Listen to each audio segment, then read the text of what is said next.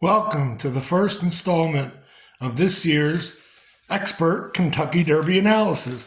The Kentucky Derby to take place on Saturday, May 4th, the first Saturday in May. Coming up on the 150th Kentucky Derby. What a tradition in America. The most exciting 2 minutes in sports. This year, unusually, I'm going to go with what's called the chalk. The favorite, and that expression chalk comes from the old days and the old bookie joints when they wrote the most bet on horse. That's the one with the least return for your money, and they put it in chalk. Now, sometimes the chalk does win, and this year, yes, I'm going to go along with it, and that's a horse named Sierra Leone.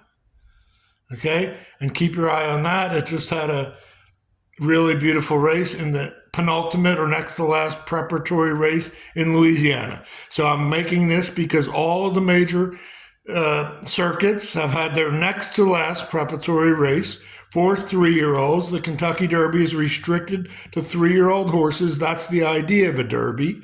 And it's to expose breeding possibilities for the future. And all your great Derby winners have, for the most part, gone on to become classic sires. And that's how it works. Okay, so we're going to go with Sierra Leone. We're going to wait on the Arkansas Derby to one of the candidates from there, from our other horses we want to include with Sierra Leone for things like trifectas, exactas, to make a decent score on that big day, is going to be running in the Arkansas Derby. We're going to let that be determined. Otherwise, these are the horses that we want to be interested in for those type of underneath bets, and some of these are going to have some pretty good odds.